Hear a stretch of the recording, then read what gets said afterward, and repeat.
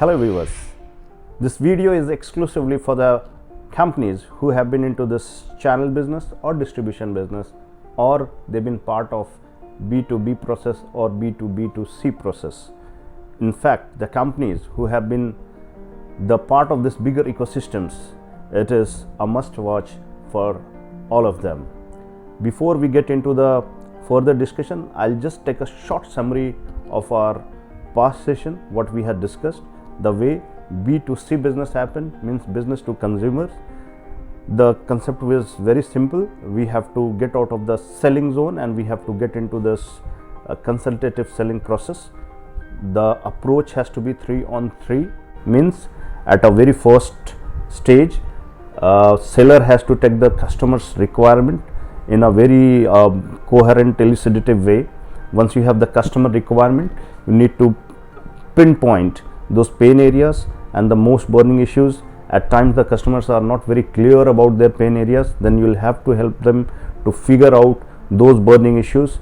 Based on that, you will have to help them understand what are the losses that company is incurring in the absence of a good process or the product, or what could be the possible losses the company might incur, or what are the threats lurking in the organization in the absence of the solution which you have been offering to them. After completing the first 3 steps, you have to get into the another 3 steps. You will present yourself and your company, then you will help them to understand how your product is going to cover up those loopholes, those pain areas, and how your product, your services is going to address the most burning issues of the customers. And finally, you will have to make them realize why the customer should invest on your product, what are the return on investments, and how you can make the customer risk averse and loss averse with your products and services. To understand the distribution model, we'll first have to understand the channel ecosystem.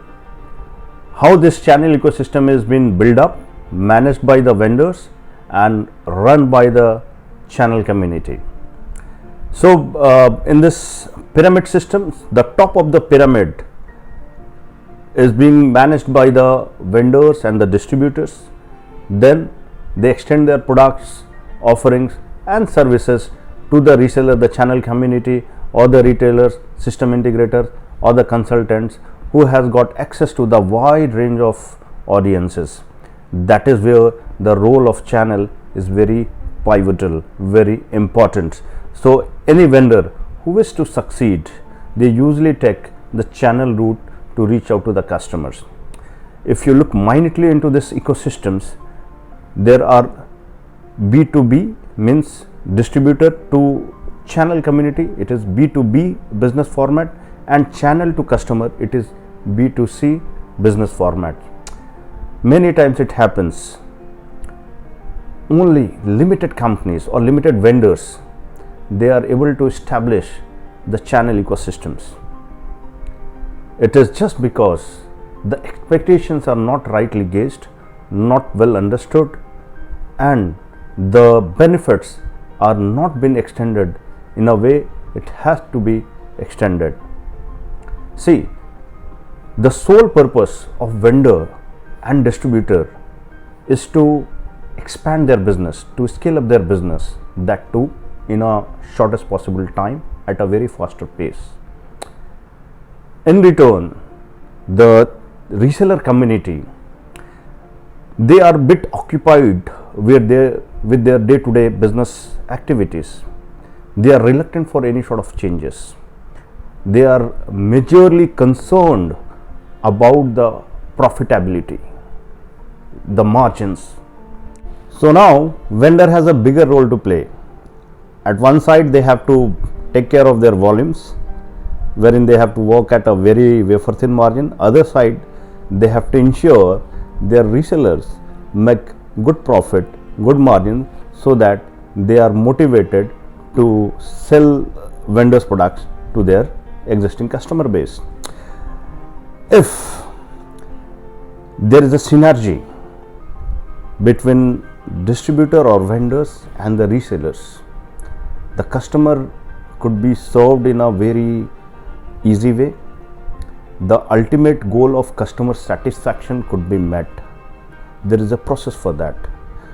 See, nobody understand a business process or the nature of the product better than a vendor itself. So vendor has to create a bigger platform, and a vendor has to build up a ecosystems wherein all the entities, be it the customers or the customers or resellers or consultants or everyone or the distributors, everybody comes on a common platforms. Everybody interests are protected. Everybody is making good money, or they have a volume business happening down the line. The vendor has to draw the line. The vendor has to formulate the channel maintenance and the governance procedure. So vendor has a very big responsibility. The business scale up concept could only be met when you have created a success story in any particular region. If you are successful in any particular region, you have to be very well documented in terms of standard operating procedures. Means you know it, what all things has got you the success and what all things are needed to make your product successful in a particular region. B2B, the thing that matters a lot is the knowledge transfer. Majority of the time, vendors fail to apprehend what a reseller might need to get settled with their product or services. Vendors always rush for the numbers, and they start pushing the channel. What the channel does, when they take the product out of the margin concern or the profit concerns, they start spreading the products to their customer base. They get success in some of the cases, especially if a reseller has a good contact with the customers, they are able to sell to those customers. But the sale is limited, or you can say uncertain. There is no proper sales cycle been developed. There is no proper ecosystems been set down the line from reseller end to the customer end. So out of fluke, out of chance, you might get the numbers, but the organic sales process is not established. That is where the channel starts suffering and they give up on your product and solution. What vendor has to do? As I mentioned earlier, the vendor has to be very well documented, and vendor has to understand the reseller need. Just not focus on giving training on the product and your technologies or offers, discounts and pricing. These are the basic things. You'll have to understand the reseller concerns. Whenever a new product is introduced to a reseller or channel partner, he has to contend with lots of challenges. His basic challenge starts from his company itself. If the team is going to accept the product, because team is already engaged with their regular business process wherein they are making incentives, benefits, profits and margin, why would anyone get engaged into a new solution? You have to address that. You have to take the team in confidence. Second thing, you have to address the reseller customer's need. You have to take care of the competitors around, and you have to ensure the channel partner enablement time is shortened. For an example, on a regular business format, it takes probably 2 to 3 months time for a channel to get settled with a product. With your training module, with your SOPs, with your unique sales training, with your unique approach, you can shrink this activation period, because you have the trick of the trade. You know how your products behaves in the market, what is the customer response to your products, what are the questions that customer ask, what could be the customer post sales services demand. You can keep everything documented. For an example, in our company, we have built up a document called Sales Pollen. Sales Pollen, in this particular document, we have summarized all the queries that customer has asked to our sales representative over the past 10 years. So chances are that any person who is going by this, he'll be so much confident and trained on our product and services. He can take any queries, any customers concerns, he can very well address that, and there he can win the customers. When I say standard operating procedures, you know it, you develop it for the sales and the technicals, make it documented so that the same could be cascaded across regions, and you scale up business quite fast.